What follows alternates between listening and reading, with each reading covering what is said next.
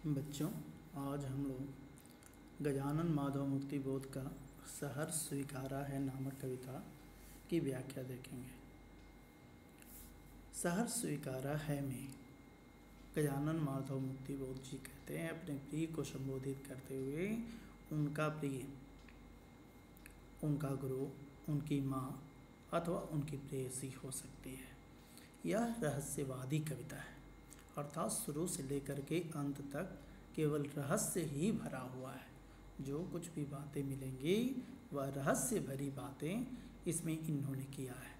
जैसे सबसे पहले आप देखेंगे, कवि कह रहा है पहली ही पंक्ति में कि जिंदगी में जो कुछ है, मेरे जीवन में जो कुछ भी है, जो भी है, जो भी मेरे पास में है, सहर्ष, साथ में हर्ष, खुशी, स्वीकारा है, अपनाया है, मैंने स्वीकार किया है। मेरी जिंदगी में जो कुछ भी है, चाहे वह अमीरी हो, चाहे वह गरीबी हो, चाहे मैं किसी भी प्रकार से अपना जीवन यापन कर रहा हूँ, वह सारी चीज़ें मैंने हर्ष के साथ स्वीकार किया है। ऐसा मैंने क्यों किया है? ऐसा करने के पीछे मेरा क्या उद्देश्य है? कवि बता रहा है कि इसलिए कि जो कुछ भी मेरा है, इसलिए कि आज मेरे पास जो कुछ भी है, जो कुछ का मतलब यह कि चाहे मेरे पास अमीरी है अथवा गरीबी है। अमीरी आने के बाद में लोग गर्व करने लगते हैं और गरीबी आने पर लोग बहुत ही अधिक दुखित हो जाते हैं। इसलिए कवि कह रहा है कि इसलिए कि जो कुछ भी मेरा है, मेरे पास जो कुछ भी है, चाहे अपना अमीरी हो अथवा गरीबी, वह तुम्हें प्यारा है। हे मेरे प्रिय, वह सब कुछ तुमको प्रिय होने के कारण मैंने सहर्ष स्वीकारा है, हर्ष के साथ स्वीकार किया है। उसमें प्रतिकार नाम की कोई चीज़ नहीं है। आशय यह कि मेरे जीवन में चाहे अमीरी हो अथवा गरीबी हो, उसको मैंने हर्ष के साथ स्वीकार किया है, खुशी खुशी स्वीकार किया है। उसमें किसी प्रकार की कोई लेकिन नहीं है। क्यों? ऐसा क्यों किया मैंने? ऐसा इसलिए किया कि हे मेरे प्रिय, यह सभी बातें तुमको अत्यंत प्रिय हैं। क्या क्या प्रिय हैं? क्या क्या मैंने हर्ष के साथ स्वीकार किया है? उसको बताते हुए कवि कह रहा है गर्वीली गरीबी यह। अब देखो बेटा, गर्वीली गरीबी यह में गौ वर्ण की आवृत्ति 2 बार हुई है। आप जानते हैं अनुप्रास कहाँ होता है? अनुप्रास वहाँ होता है जहाँ एक ही वर्ण की आवृत्ति 2 या 2 से अधिक बार होती है।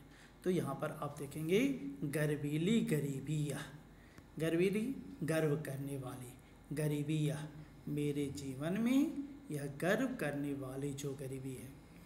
आशय यह कि कवि गरीब होते हुए भी स्वाभिमानी है, स्वाभिमान के साथ वह अपना जीवन यापन कर रहा है, किसी के ऊपर वह आश्रित नहीं है।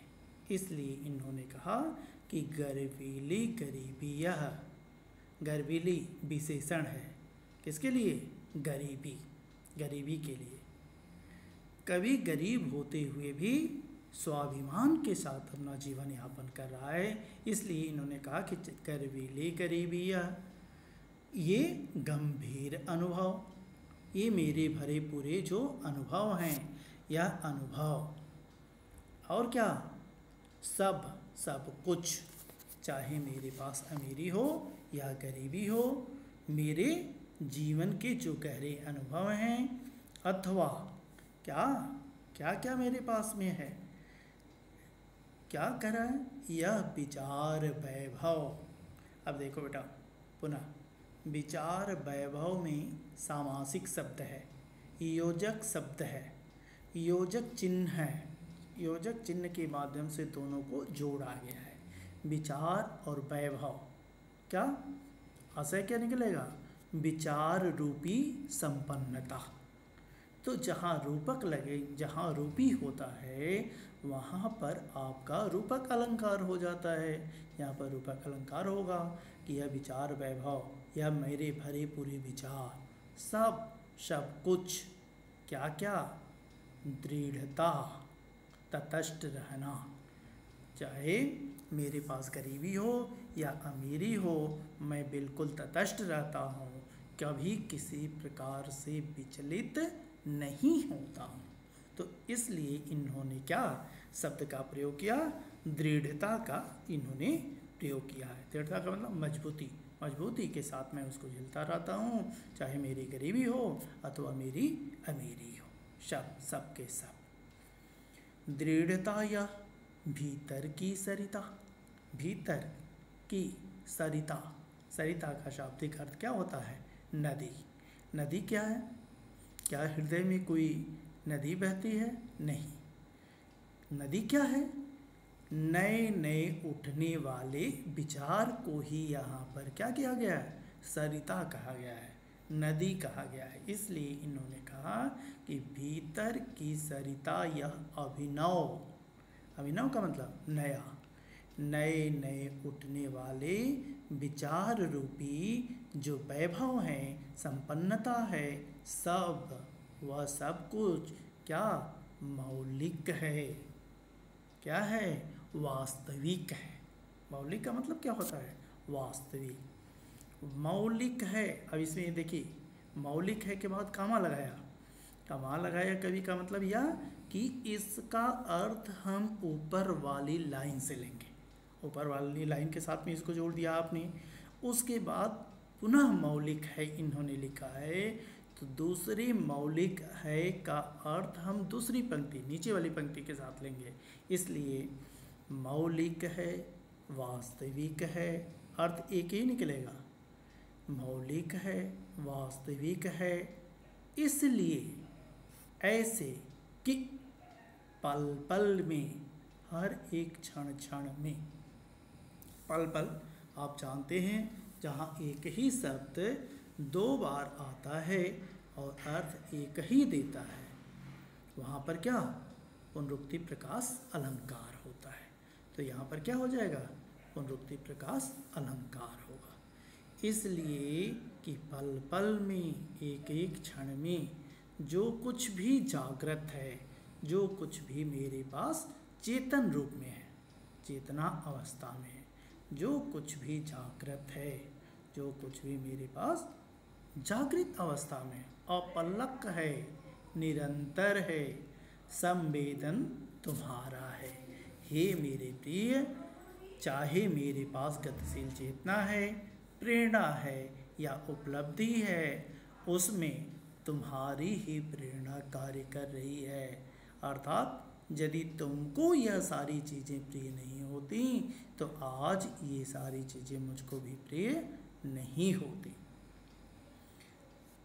इसलिए कि पल पल में जो कुछ भी जागृत है, आज जो कुछ मेरे पास चेतन अवस्था में है, चेतना अवस्था में है, अपलक है, निरंतर है, संवेदन तुम्हारा है।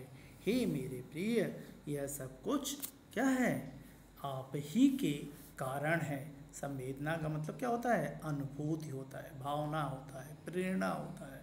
ये सारी प्रेरणाएं तुम्हारे द्वारा दी गई हैं, तुम्हारे द्वारा मुझको प्राप्त हुई हैं, इसलिए ये सारी चीज़ें मुझको अत्यंत प्रिय है। आशय यह कि कभी अपने पास चाहे जो कुछ भी है, अमीरी हो, गरीबी हो, चाहे वह भरे पूरे विचार हों, सब कुछ अपने प्रिय का देन मानता है। उसका मानना यह है कि मेरे पास आज जो कुछ भी है वह मेरे प्रिय का ही देन है। इस पर बहुत अच्छा एक प्रश्न भी बनता है, कई प्रकार के प्रश्न बनते हैं कि काव्यांश किसे संबोधित है। तो आपका उत्तर होता है कि काव्यांश कवि की प्रिया को संबोधित है, कवि अपने प्रियतमा को संबोधित कर रहा है। वह प्रिय, प्रिया का मतलब क्या, उसका प्रिय, वह प्रिय कौन है, ये इसका आपने पहले ही कविता के शुरू में ही सुना कि वह रहस्य है, रहस्य बना हुआ है। उम्मीद है यह पूरा पद समझ में आ गया होगा। आगे इन्होंने कहा, अगला भी पद है, इसका दूसरा पद हम लोग लेंगे। दूसरा पद कह रहा है कि जाने क्या रिश्ता है, जाने क्या रिश्ता है। हे मेरे प्रिय, न जाने मेरा तुम्हारे साथ कौन सा ऐसा संबंध है, किस संबंध के कारण मैं तुमको इतना अधिक मानता हूँ। जाने क्या रिश्ता है, जाने क्या नाता है। नाता का मतलब संबंध।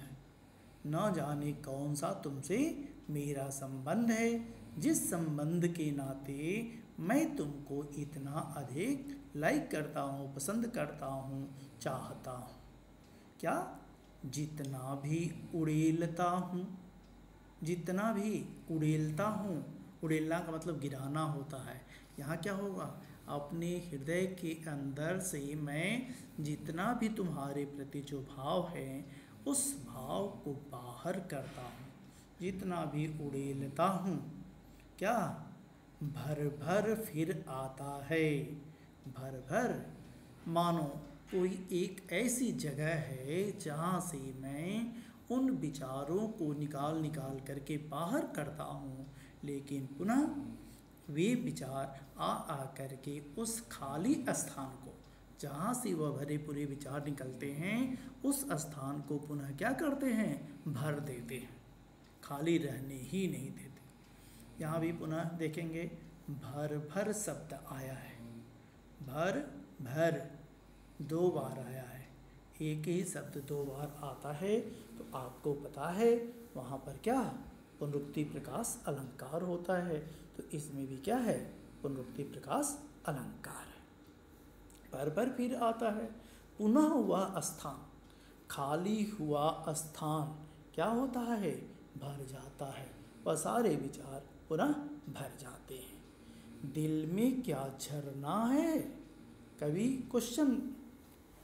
प्रश्न खड़ा कर रहा है कि दिल में क्या मीठे मीठे विचार रूपी जल का कोई झरना है, कोई सोता है, जहाँ से ये सारे विचार निकलते हैं और पुनः आ करके उस खाली स्थान को क्या करते हैं, भर देते हैं। दिल में क्या झरना है, दिल में क्या कोई ऐसी खाली जगह है जहाँ पर, क्या कोई ऐसा झरना है जहाँ से ये सारे विचार पुनः निकल करके आ करके उस स्थान को क्या करते हैं, भर देते हैं।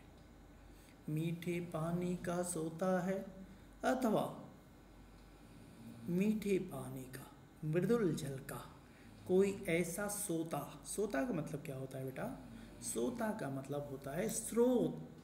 स्रोत का मतलब क्या होता है, माध्यम।